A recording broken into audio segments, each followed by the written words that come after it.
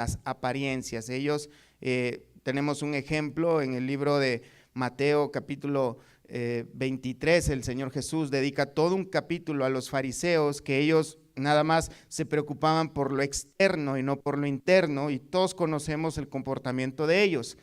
El apóstol Pablo dice que las motivaciones de él no son únicamente las apariencias, sino que lo que a él le motiva es el amor de Cristo, que lo constriñe, que lo empuja, que lo obliga, que es una fuerza. El amor de Cristo es una fuerza que lo lleva a hacer las cosas que él hacía, como lo hace con nosotros también. Ese amor de Cristo, hermanos, del que estábamos hablando la semana pasada, no es el amor que nosotros sentimos por Cristo, sino el amor que Cristo manifestó al derramar su sangre en aquella cruz por nosotros. Cuando el creyente verdadero se da cuenta de estas cosas, entonces hay una nueva motivación, hay nuevos deseos para poder seguirle y serle fiel. En el verso 17, como comenzamos a ver, eso también lo vimos la semana pasada, el apóstol Pablo pone una condicional. Antes de esa condicional dice que de modo que si alguno está en Cristo, si hay alguna persona que verdaderamente ha depositado su confianza en Cristo, entonces es una nueva criatura. Las cosas viejas han pasado, he aquí todas son hechas nuevas. En el verso 18, hermanos, no vamos a abundar en el 17 porque lo vimos un poco la semana pasada, pero en el verso 18, que es donde quiero comenzar esta enseñanza, hermanos, el apóstol Pablo afirma que, en pocas palabras, que la nueva vida en Cristo es nada más y nada menos, proviene o es una obra total y completamente de Dios. Es una obra que dice que proviene de Dios. Todas estas cosas que tienen que ver, hermanos, con la salvación, con la regeneración, con el cambio en una nueva vida, que una vida transformada, regenerada, es nada más y nada menos una obra exclusiva de Dios de principio a fin.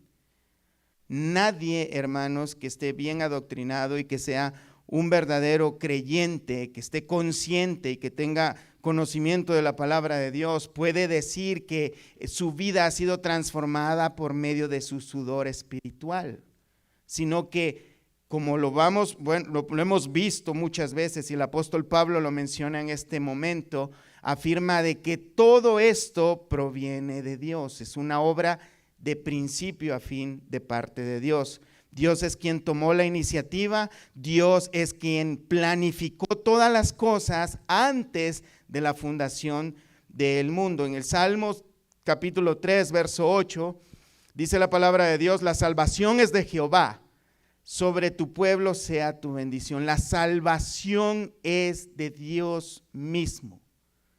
No hay, hermanos, motivo alguno de gloria de parte del ser humano para decir: yo soy salvo por el gran esfuerzo que he hecho.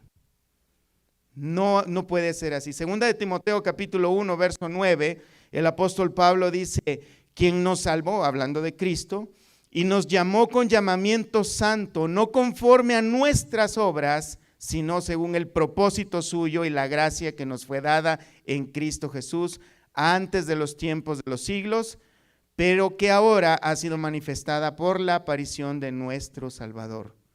Es una obra planificada desde antes, es una obra que tiene que ver totalmente con Dios, no con nuestros propios esfuerzos, aunque no debemos entenderlo de que nos vamos a sentar en el sofá a ver televisión sin ni siquiera mover un dedo y esperar que Dios haga todas las cosas, porque, hermanos, si hay una realidad muy grande, y lo podemos ver claramente, que todos los días tenemos que salir a trabajar para tener nuestro sustento, pero entendemos que proviene de Dios.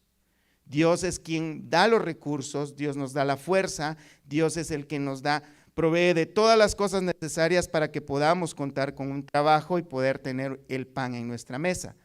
Detrás de todo el esfuerzo humano que nosotros hicimos, todas las actividades que pudimos haber hecho, está la mano de Dios.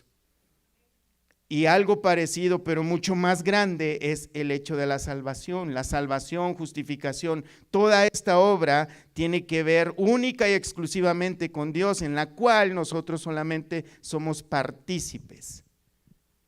Disfrutamos de ella y por consecuencia es que actuamos.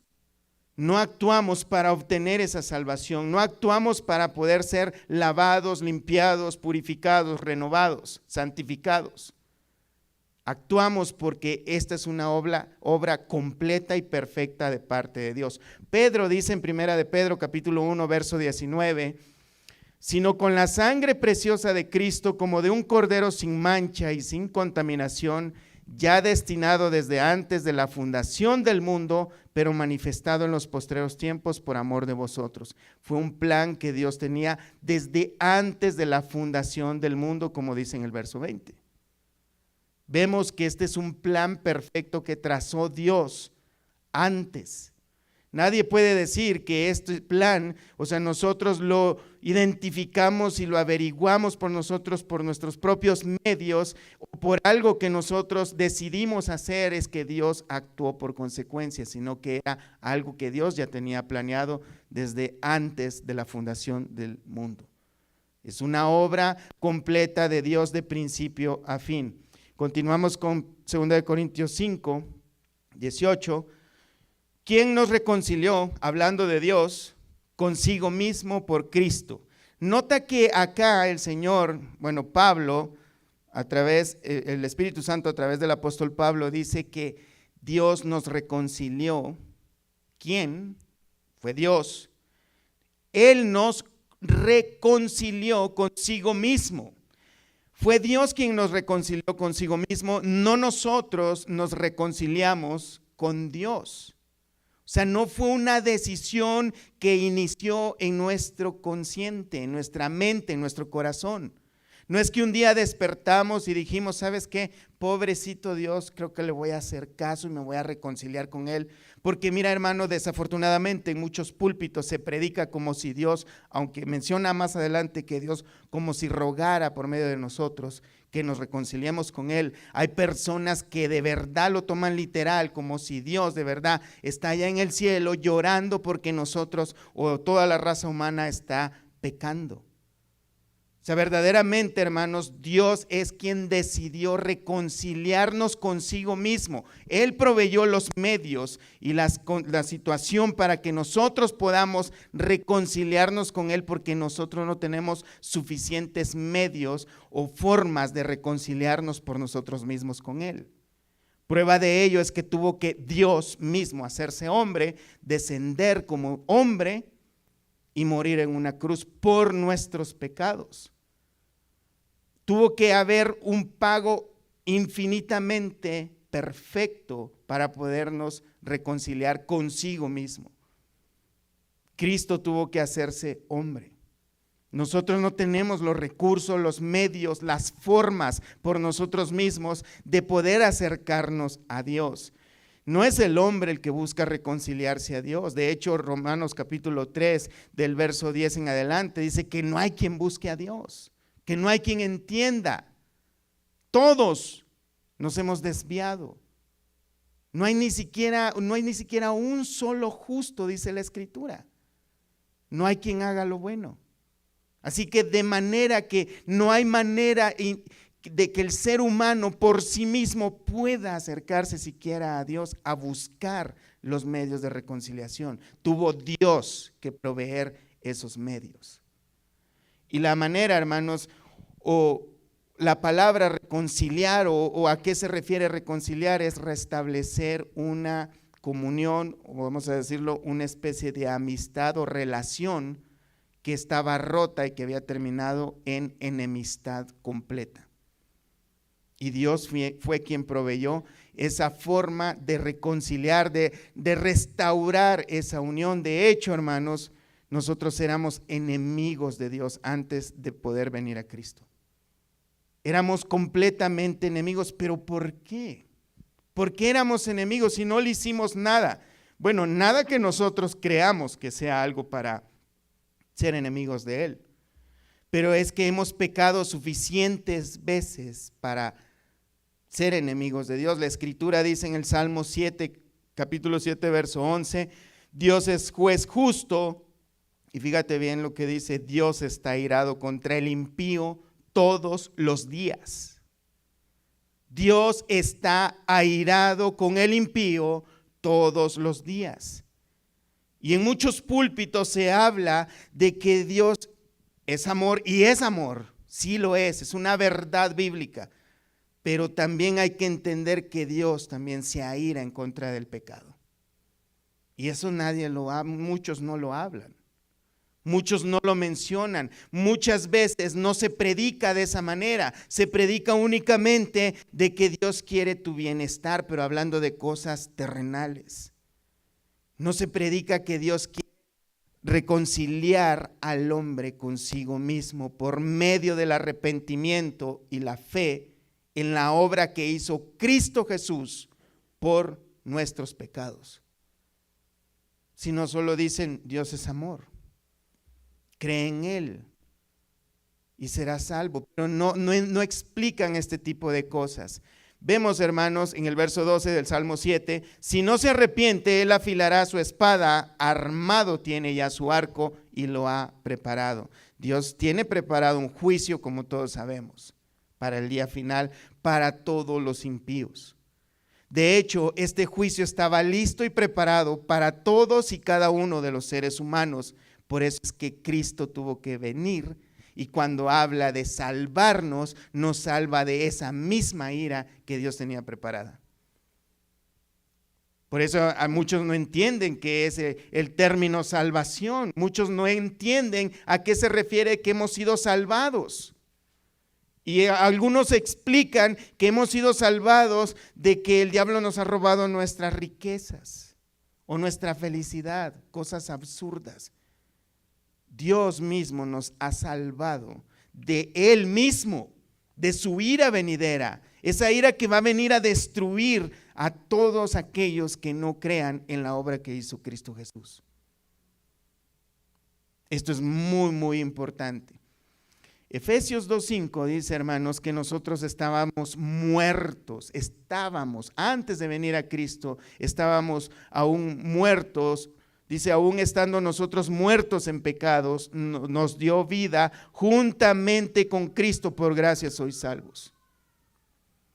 Estábamos muertos, y cuando la palabra de Dios usa la palabra muertos, como en el Génesis, cuando le dijo a Adán y a Eva que si comían de ese fruto morirían, y vimos que no se murieron, pero vemos que hubo una muerte espiritual en la cual hubo separación de Dios y el hombre. Una separación, una muerte, así como cuando nosotros vemos a una persona que ha fallecido, vemos que se ha separado su alma, su espíritu de su cuerpo. Y ya no hay manera de regresarla a ese cuerpo, no se puede restablecer. Y algo que podemos ver es que ese cuerpo se descompone, se pudre y se deshace. Esa era nuestra condición. Antes nosotros estábamos podridos en el pecado, separados completamente de Dios.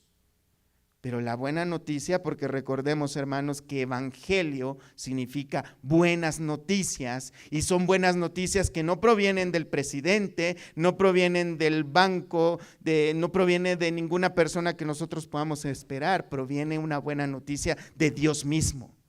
La buena noticia la podemos leer en Romanos capítulo 5, verso 10, que dice, porque siendo enemigos, éramos enemigos, siendo enemigos fuimos reconciliados con Dios por la muerte de su Hijo, mucho más, estando reconciliados, seremos salvos por su vida.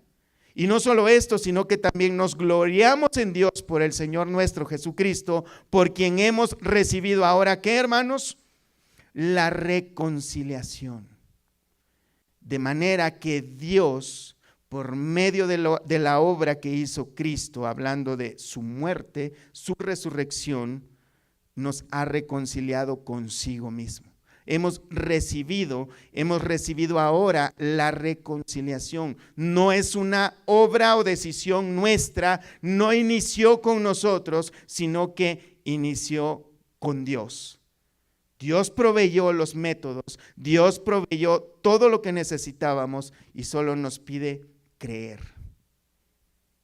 Así recibimos nosotros por medio de la fe el ministerio de la reconciliación, bajo el plan de Dios, bajo iniciativa de Dios. Juan capítulo 15, verso 16, el mismo Señor Jesús dijo: no me elegisteis vosotros a mí, sino que yo os elegí a vosotros. Es una iniciativa 100% de parte de Dios hacia nosotros. Y os he puesto para que vayáis y llevéis fruto, y vuestro fruto permanezca, para que todo lo que pidierais al Padre en mi nombre, Él os dé. Es una iniciativa del Señor. Por cierto, este versículo, de lo único que mencionan muchas personas es: todo lo que pidierais al Padre, lo van a recibir. Pero ignoran el resto del texto. Lo más importante, Dios nos reconcilió consigo mismo por medio de la muerte y resurrección de Cristo. Efesios 2:16, y mediante la cruz reconciliar con Dios a ambos en un solo cuerpo, matando en ella las enemistades.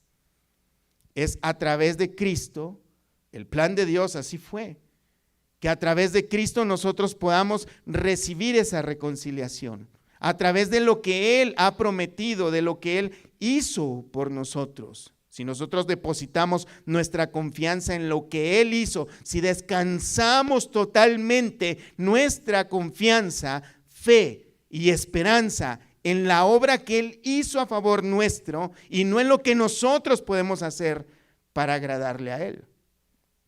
Y es necesario, nuestras obras deben ser fruto de esa confianza y esperanza que tenemos en Él.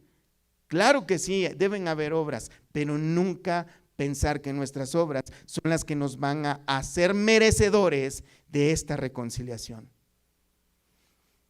Continuamos con nuestro texto y nos dio, en el verso 18, nos dio el ministerio de la reconciliación. Aquí podemos ver, hermanos, que parte del plan de Dios, el apóstol Pablo habla de sí mismo y de sus colaboradores, por supuesto, pero también incluye a cada creyente.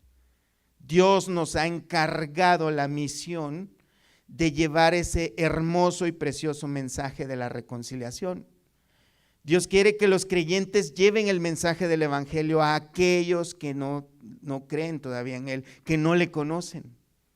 Necesitamos nosotros llevar, nos ha encargado el ministerio de la reconciliación. Y hermanos, y ministerio de la reconciliación no se refiere a una persona que tiene un llamado específico, aunque hay misiones específicas para ciertas personas, claro que sí.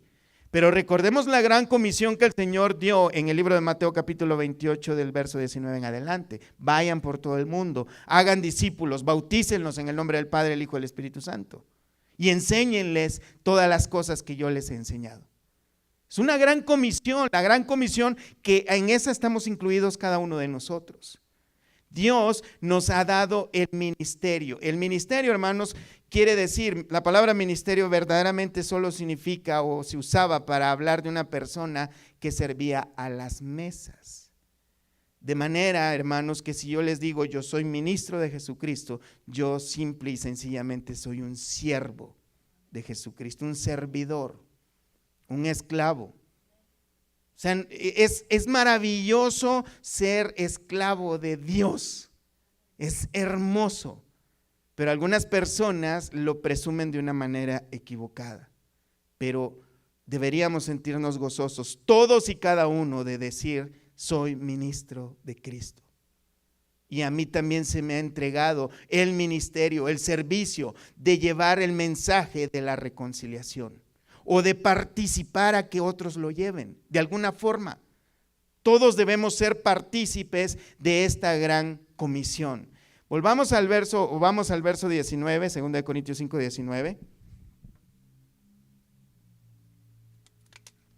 Dice que Dios estaba en Cristo reconciliando consigo al mundo, y como hemos venido viendo a lo largo de los escritos de Pablo, hermanos, Pablo abunda y sobreabunda sobre un tema más cuando el pensamiento judío tenía de que cuando algo era muy importante, abundaban 2, 3 veces en ello. El apóstol Pablo dice que Dios estaba, una vez más, reafirmando que Dios, por iniciativa de Él mismo, Él estaba reconciliando consigo mismo al mundo. A esto, hermanos, una vez más, se está refiriendo a la muerte y resurrección de Cristo, que por medio de esta obra de Cristo, Dios estaba reconciliando al mundo consigo mismo. Cuando habla del mundo, no se está refiriendo, hermanos, como algunos piensan, de que al final del último día de los tiempos, Dios va a decir, ¿saben qué? No me deben nada, todos están salvos, no se preocupen. Hay personas que dicen, Dios es tan bueno que no va a mandar a nadie al infierno. Y Dios es muy bueno, pero también es justo. Y también Dios no puede mentir. Y en su palabra dice que va a haber un castigo eterno para muchos. Algunos sugieren de que a la última hora el Señor va a decir, no, pues es que yo soy amor, hombre. No se preocupen. Pero no se está refiriendo a esto. El Señor, hermanos, a lo que se está refiriendo acá, de que Él reconcilió consigo al mundo. Sí, claro que sí, hermanos, el sacrificio de Cristo tiene el poder y tiene la capacidad de perdonar hasta el último pecador que ha existido y existirá en todos los tiempos. Potencialmente, la sangre derramada de Cristo a favor de nosotros tiene el poder y la capacidad de perdonar hasta el último y más pequeño y más grande pecado en toda la historia humana. Pero no se está refiriendo de que Cristo reconcilió automáticamente a todos, más cuando hay personas que deliberadamente le aborrecen. Sino que a lo que se está refiriendo, hermanos, es a aquellos exclusivamente que creen en Cristo. A los que están en Cristo, lo vimos en el verso 17, de manera o de modo, veámoslo, de modo que si alguno está en Cristo, pero si alguno no está en Cristo, sigue siendo una misma criatura, la misma, no es nueva, es una misma criatura vieja y destinada a la muerte. Si alguno está en Cristo, las cosas viejas pasaron. He aquí, todas son hechas nuevas. Si está en Cristo. Si no está en Cristo, no puede regocijarse en esta verdad. En Efesios, ya lo leímos, pero lo vamos a leer nuevamente. Efesios 2:16. Y mediante la cruz reconciliar con Dios a ambos en un solo cuerpo, matando en ella las enemistades. Y vino y anunció las buenas nuevas de paz a vosotros que estabais lejos y a los que estaban cerca. Recordemos, hermanos, de que en el Antiguo Testamento y todavía los judíos y muchas personas mal doctrinadas piensan que estas promesas y que todo lo que tenga que ver con Dios es única y exclusivamente para el pueblo de Israel. Pero vemos que Dios ahora abre la puerta para todos los que crean en Él, incluyendo judíos, gentiles, griegos, lo que sea. Ahora ya no hay acepción de personas para con Dios. Ya no es exclusivo el pueblo de Israel. Ahora cualquier ser humano que crea en Él puede tener la reconciliación con Dios. Específicamente, hermanos, los que creen y los que están en Cristo. Amén. Continuamos con nuestro texto. No tomándoles en cuenta a los hombres sus pecados. No es que Dios se tape los ojos y diga, ¿sabes qué? No he visto nada, pues no me has hecho nada, o nadie me ha dicho nada, o yo no vi. Porque Él todo lo ve, todo lo escudriña, aún lo oculto de los hombres. Todas las cosas, las intenciones, Dios las conoce. Pero, ¿a qué se refiere, hermanos? Veamos Romanos capítulo 3, verso 25. El propósito de Dios, hermanos, era, digamos de una forma más entendible, que Dios estaba dando como una especie de crédito hasta que se cumpliera en estos tiempos en que Cristo iba a dar su vida en la cruz, iba a justificarnos a cada uno de los que creyeran en Él. En el verso 25 dice, hablando de Jesús, a quien Dios puso como propiciación, y propiciación habla de un rescate, por medio de la fe en su sangre, para manifestar su justicia a causa de haber pasado por alto en su paciencia los pecados pasados, con la mira de manifestar en este tiempo su justicia, a fin de que Él sea el justo y el que justifica al que es de la fe de Jesús. Volvemos a ver, hermanos, de que la justicia de Dios comienza con Él y termina con Él, y Él es el justo y Él es el que justifica. El plan de Dios era esperar en su paciencia un cierto periodo de tiempo hasta que se cumplieran estas cosas, hasta que verdaderamente llegara el verdadero sacrificio, el original, el único, y ahora poder justificar por medio de la fe en su sangre, en su sacrificio. No es que Dios pasó por alto únicamente porque dijo, bueno, ok, los perdono. No, Él tuvo que cumplir su justicia, haciendo que Cristo se volviera pecado por nosotros. Amén. Y nos encargó, dice el apóstol Pablo, 2 Corintios 5, y nos encargó a nosotros la palabra de la reconciliación. La palabra de la reconciliación es nada más y nada menos que el mensaje del evangelio, hermanos. Y cuando usa la palabra, abundando en esa frase, es la palabra griega logos, que es una palabra que significa o tiene una idea de lo verdadero y digno de confianza. Muchas veces se utiliza para hablar de Cristo, pero en esta ocasión se refiere a una palabra que es verdadera, en contrario o en oposición a la palabra que se usaba mitos. Todos sabemos que es un mito, pero es algo que describe algo ficticio o espurio. Entonces, la palabra logos, que es verdadera, es una palabra, Dios nos encargó, dice el apóstol Pablo, y nos ha encargado a todos nosotros también, la palabra o el evangelio, hermanos.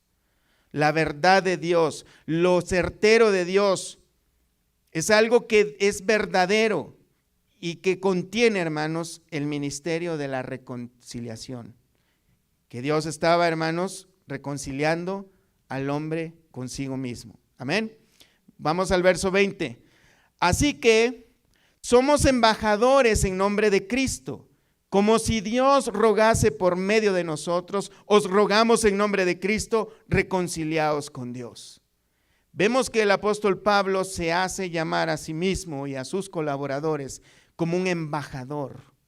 Todos sabemos los embajadores, que más o menos tenemos idea de lo que hacen. Un embajador, hermanos, es alguien que representa a un país, a una nación, pero en otro país, en una nación diferente. Por ejemplo, los que son de México acá, pueden ir libremente a la embajada de México que está acá en la ciudad a la que pertenecemos. Y esa persona actúa bajo los intereses y la autoridad del país al que representa.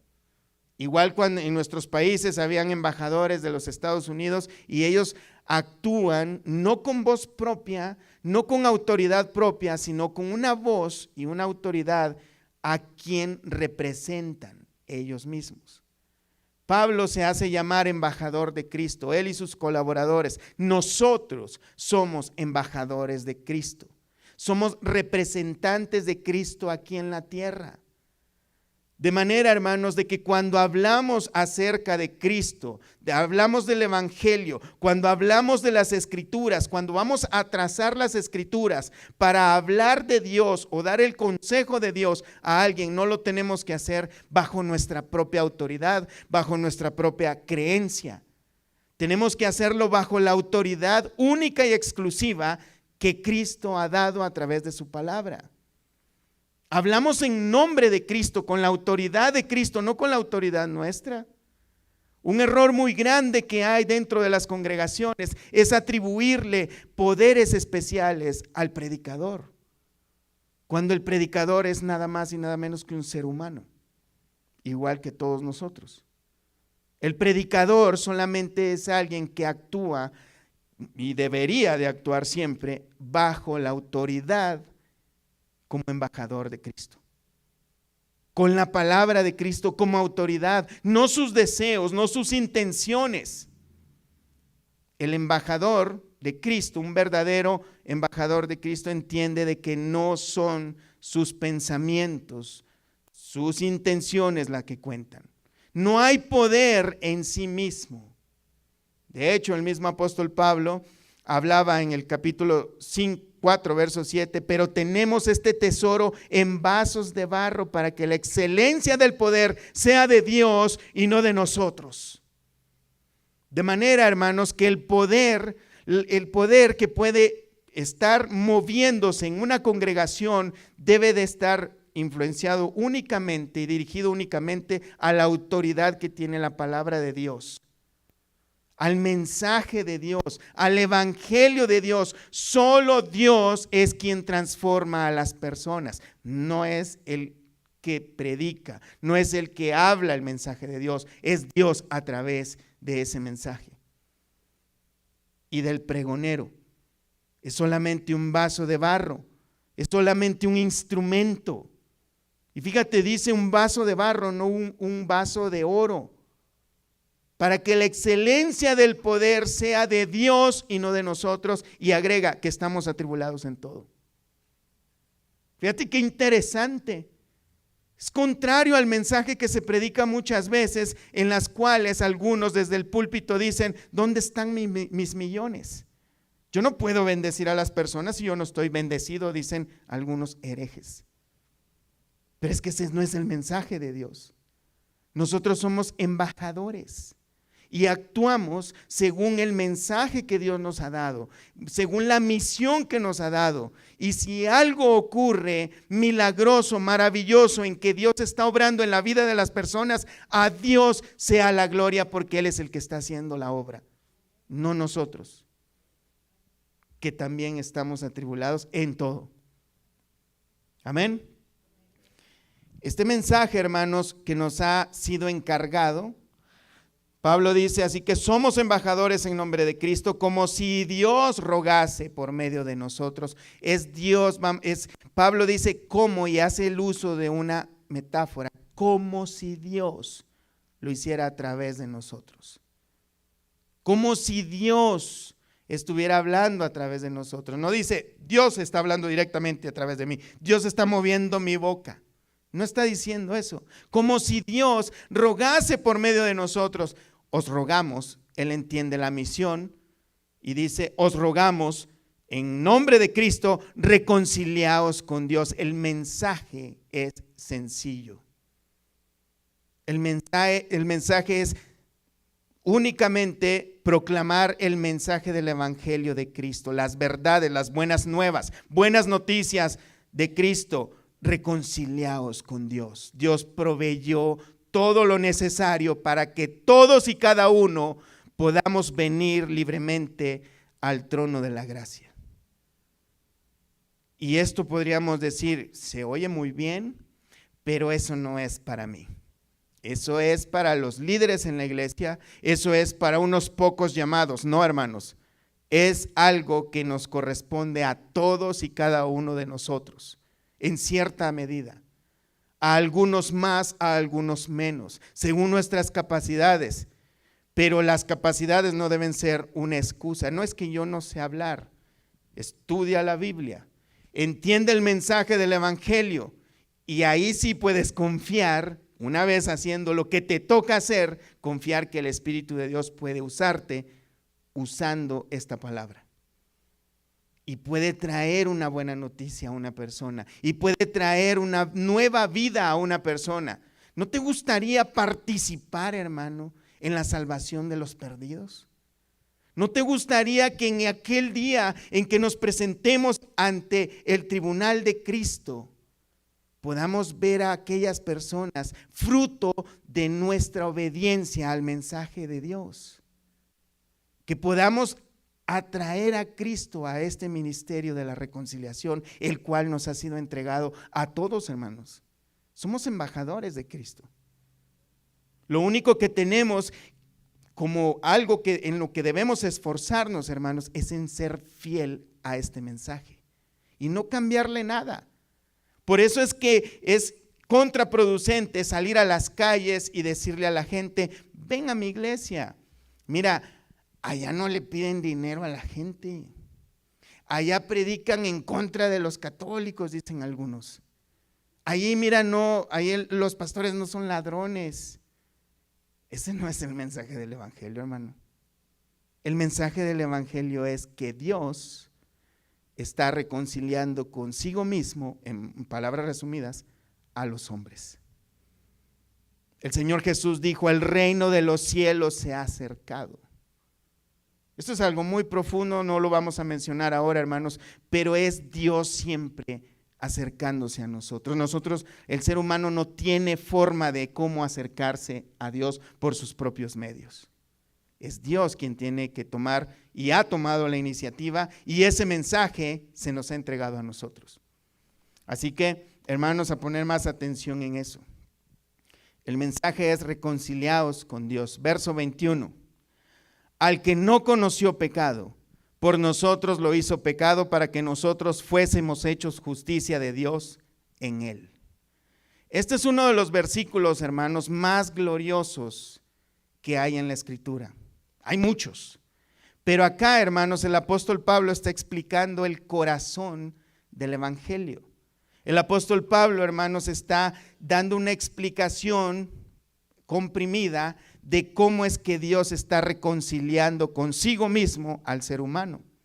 Recordemos que Cristo, hermanos, era sin pecado, y el apóstol Pablo lo menciona acá en el verso 21, al que no conoció pecado, refiriéndose de Cristo. Cristo no conoció pecado. Vemos, hermanos, que aquí dice que al que no conoció pecado, por nosotros lo hizo pecado. Y en esto, hermanos, tenemos que tener mucho cuidado. Aquí no dice el texto que Cristo se hizo pecador. No, Señor, no dice así. No dice que Cristo se volvió pecador, que se convirtió en pecador. No. Aquí dice que Dios lo hizo pecado, por nosotros lo hizo pecado. ¿A qué se refiere? Que Dios trató a Cristo como te tenía que tratar a ti y a mí, que somos pecadores. Por nosotros lo hizo pecado. O sea que Dios trató a Cristo como merecíamos nosotros ser tratados por Dios, castigados por Dios. Cristo en esa cruz, Cristo cargando esa cruz, estaba siendo castigado por todas aquellas cosas que nosotros hemos hecho, que hemos ofendido a Dios por medio de nuestros pecados. Cristo fue tratado como un pecador. Al que no hizo pecado, por nosotros lo hizo pecado. En Hebreos capítulo 4, verso 15, dice la palabra: porque no tenemos un sumo sacerdote que no pueda compadecerse de nuestras debilidades, sino uno que fue tentado en todo, según nuestra semejanza, pero sin pecado. Cristo fue tentado como ser humano en todo. De manera, hermanos, que Cristo, cuando algunos dicen, no, pues que es que Cristo porque es Dios y porque Él fue tentado como nosotros somos tentados. Pero en su naturaleza no existía el deseo de pecar. Pedro dice que no hizo pecado en el capítulo 2 de Primera de Pedro 2:22. Dice el apóstol Pedro, el cual no hizo pecado ni se halló engaño en su boca. Hay muchísimas escrituras, hermanos, que podemos citar en las cuales se da testimonio que Jesús era sin pecado. Juan dijo que no hay pecado en él, primera de Juan 3:5. Isaías profetizó en Isaías 53:11, verá el fruto de la aflicción de su alma y quedará satisfecho por su conocimiento, justificará mi siervo justo a muchos. Isaías dijo, Jesús es justo, sin pecado. El salmista dijo en Salmos 45:7, has amado la justicia y aborrecido la maldad, por tanto te ungió Dios, el Dios tuyo, con óleo de alegría más que a tus compañeros. Jesús mismo, hermanos, les hace una pregunta a los fariseos en Juan 8:46. ¿quién de vosotros me redarguye de pecado?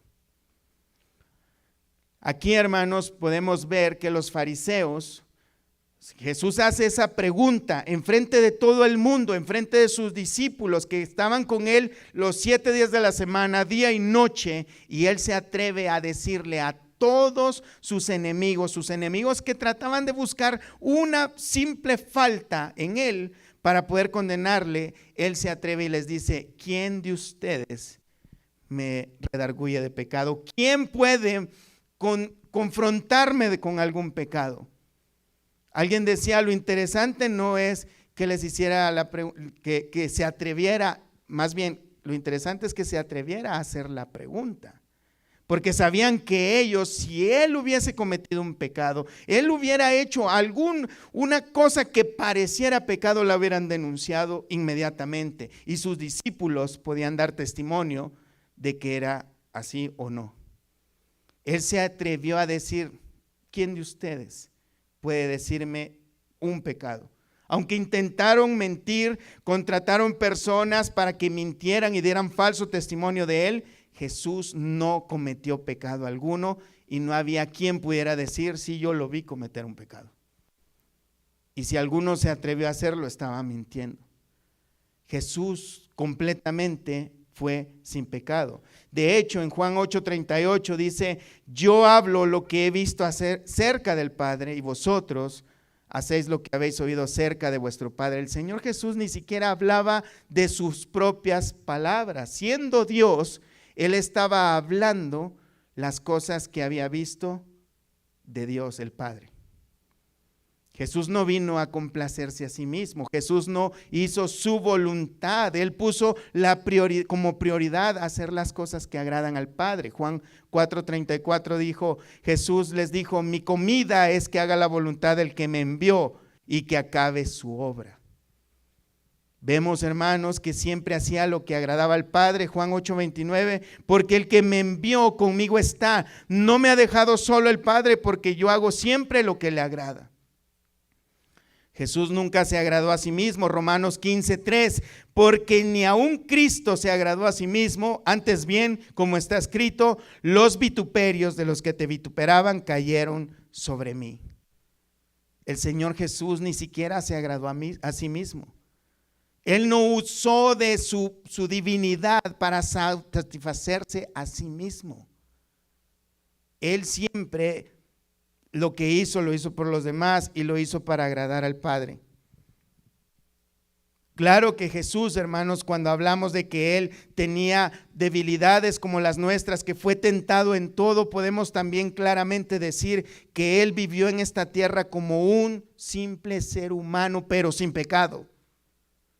Él tuvo necesidades, anhelos, deseos como los tenemos nosotros, pero ojo con esto que quiero decir. Él tuvo deseos de comer como tenemos nosotros. Él tuvo deseos de llorar como tuvimos nosotros. De hecho, vemos que Él lloró.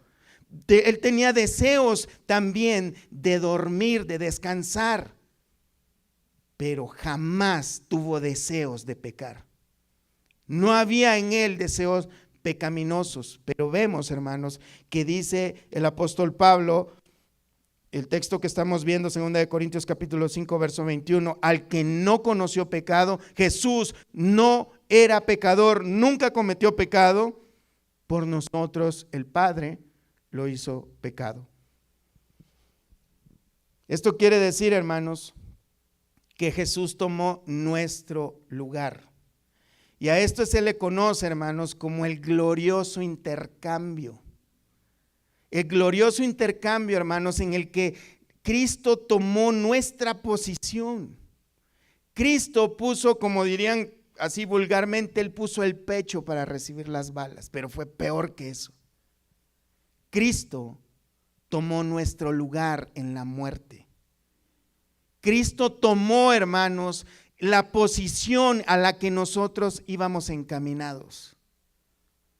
Hermano, de verdad, esta es una verdad tan grande, tan sublime, tan hermosa, que si cada uno de nosotros la entendiéramos exactamente, si la entendiéramos lo profundo, lo grande que Cristo ha hecho por nosotros, de dónde nos ha rescatado Cristo, hermanos, yo creo que no habría razón para no seguirle, para no serle fiel en todos. Creo que tendríamos muchísima más conciencia de cuando siquiera estamos pensando en un pecado. Pero nos autosatisfacemos a nosotros mismos, nos autoconsolamos a nosotros mismos pensando, los demás lo hacen. Es un pecado chiquito, no afecta a nadie. Pero cuando vemos a Cristo tomando nuestro lugar en la cruz del Calvario, hermanos, vemos que Dios no se toma como chiste un pecadillo.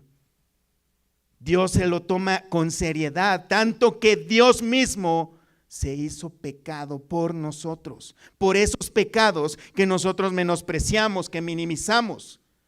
Esas cosas que tal vez ni siquiera pensamos que son pecados. Cosas que tal vez podríamos decir, esos son pecados aceptables. Además, por ahí dicen, he escuchado en la escritura o en la predicación que dicen que la salvación no se pierde, así que no pasa nada. Pero esos pecados llevaron a Cristo a la cruz. Por nosotros fue hecho pecado. Por nosotros fue tratado como pecador, como un criminal. Acompáñenme a Isaías capítulo 53, hermanos. Vamos a leer desde el verso 1.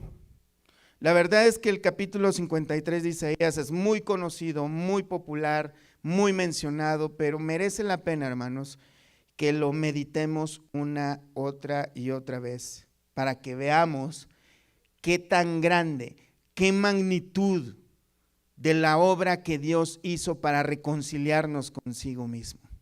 Leamos Isaías 53. ¿Quién ha creído a nuestro anuncio? ¿Y sobre quién se ha manifestado el brazo de Jehová? Subirá cual renuevo delante de él y como raíz de tierra seca. No hay parecer en él ni hermosura le veremos, mas sin atractivo para que le deseemos. Despreciado y desechado entre los hombres, varón de dolores, experimentado en quebranto, y como que escondimos de él el rostro, fue menospreciado y no lo estimamos. Ciertamente llevó él nuestras enfermedades y sufrió nuestros dolores. Y nosotros le tuvimos por azotado, por herido de Dios y abatido. Mas el herido fue por nuestras rebeliones, molido por nuestros pecados. El castigo de nuestra paz fue sobre él, y por su llaga fuimos nosotros curados. Todos nosotros nos descarriamos como ovejas, cada cual se apartó por su camino, mas Jehová cargó en él el pecado de todos nosotros. Angustiado él y afligido, no abrió su boca. Como cordero fue llevado al matadero, y como oveja delante de sus trasquiladores, enmudeció y no abrió su boca. Por cárcel y por juicio fue quitado, y su generación, ¿quién la contará? Porque fue cortado de la tierra de los vivientes, y por la rebelión de mi pueblo fue herido. Y se dispuso con los impíos su sepultura, mas con los ricos fue en su muerte. Aunque nunca hizo maldad, ni hubo engaño en su boca, con todo eso Jehová quiso quebrantarlo, sujetándole a padecimiento. Cuando haya puesto su vida en expiación por el pecado, verá linaje.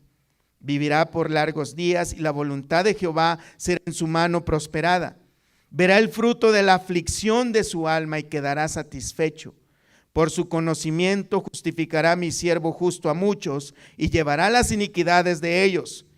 Por tanto, yo le daré parte con los grandes, y con los fuertes repartirá despojos, por cuanto derramó su vida hasta la muerte y fue contado con los pecadores, habiendo él llevado el pecado de muchos y orado por los transgresores. Como todos sabemos, hermanos, el profeta Isaías, hablando palabra de Dios, estaba profetizando cientos de años atrás la muerte de Cristo. Y vemos que aquí él está afirmando que fue Dios quien cargó sobre él nuestros pecados una vez más. Gálatas 3:3, hermanos. Cristo nos redimió de la maldición de la ley, hecho por nosotros maldición, porque está escrito: maldito todo el que es colgado en un madero. Cristo, hermano, hermana, tomó la maldición que giraba sobre ti, que cargabas en tu hombro.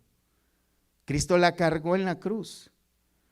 Dios trató a Jesús como un pecador, no mereciendo él ser pecador, y a ti y a mí nos trata con la misma justicia de Cristo, no mereciendo nosotros que nos trate de esa manera.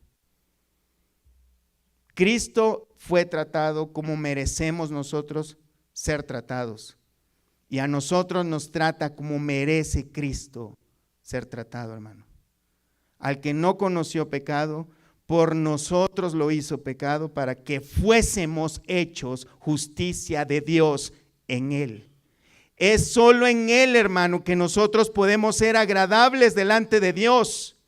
No es por nuestras obras, no es porque nosotros seamos algo muy especial por nosotros mismos. Es Cristo el especial en nosotros.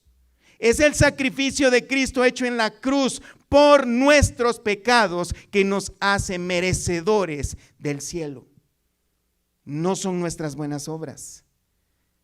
Tenemos que entender eso. Las buenas obras son por causa de lo que Cristo ha hecho por nosotros. Cristo merece nuestra fidelidad. Cristo merece que nosotros entreguemos todo nuestro cuerpo, alma, espíritu, mente, todo nuestro ser, y que sea irreprensible por lo que Él ha hecho por nosotros. Siendo nosotros enemigos de Dios, Cristo murió por nosotros. Cristo murió por nosotros, no mereciéndolo nosotros. Él pagó el castigo de nuestra rebelión. Ahora, hermanos, nosotros podemos ser llamados justos por Dios. No porque nos hayamos convertido en justos, sino porque la justicia de Cristo ha sido acreditada a nosotros. Como nuestra iniquidad fue acreditada a Cristo, el castigo de nuestra rebelión lo llevó Cristo en esa cruz. Primera de Pedro 3:18. Porque también Cristo padeció una sola vez por los pecados, el justo por los injustos, para llevarnos a Dios, siendo a la verdad muerto en la carne, pero vivificado en espíritu. La buena noticia de esto, hermanos, es que Cristo pagó hasta el último pecado nuestro y no se quedó en la tumba, resucitó, hermanos, y ha prometido que va a volver por nosotros. Pónganse de pie, hermanos. Vamos a orar al Señor, vamos a darle gracias por esta maravillosa realidad, hermanos, porque es una realidad a la que nosotros estamos firmes, queremos estar listos para cuando Cristo venga o nos toque presentarnos ante la muerte y esperar a que Cristo venga y nos llame de las tumbas y nos diga, ven, y nos levante de los muertos, hermanos. Cierren sus ojos, vamos a orar al Señor. Padre, gracias te damos por tu palabra, Señor. Muchas gracias por ese intercambio glorioso, Señor. Gracias, Padre, porque nos concediste el ministerio de la reconciliación a través de la obra que Cristo hizo a favor nuestro. Él salió en nuestra defensa, Él salió a nuestro rescate, por eso podemos llamarle nuestro Salvador, nuestro Redentor, nuestro ayudador. Gracias a lo que Cristo hizo hace casi 2000 años, Señor, en esa cruz del Calvario. Y las promesas que tú ya has dado desde antes, Señor, de la fundación de los tiempos, en la que tú prometiste que a través de ese sacrificio, Señor, nosotros podríamos disfrutar de la justicia de Cristo y ahora ser agradables a tus ojos, Señor, olor grato para Dios por el olor de Cristo, Señor. Gracias por todas esas bendiciones. Muchas gracias, Padre, por concedernos ser parte de esto, porque tú nos has escogido desde antes de la fundación del mundo, Señor. Ahora te pido, Padre, que tu Espíritu Santo clave en nuestros corazones, nuestra mente, estas verdades, esta realidad tan grande, que nosotros no nos apartemos, Señor, que estas realidades formen en nosotros una convicción tan firme y fuerte, Señor, que produzca una gran devoción a ti, Señor, una fidelidad tan grande a ti, Señor, en que no pensemos ni siquiera apartarnos a izquierda o a derecha, porque estamos entendiendo un poco de lo grande que es este ministerio. El ministerio de la reconciliación, esa obra redentora de Cristo a favor nuestra. Abre nuestros ojos, Señor, del entendimiento para que podamos contemplar la belleza de Cristo, el amor tan grande que tú tienes por nosotros, que nos has dado a tu Hijo unigénito, para que todos los que creamos en Él no nos perdamos, Señor, sino que tengamos vida eterna. Gracias por estas promesas, gracias por esta realidad, Señor. Yo te ruego, Señor, que nos sigas bendiciendo y nos sigas enseñando por medio de tu palabra, Señor, para que podamos dar y llevar esos frutos que tú deseas, Señor. En el nombre de Jesús nos depositamos en ti, Señor, y seguimos confiando.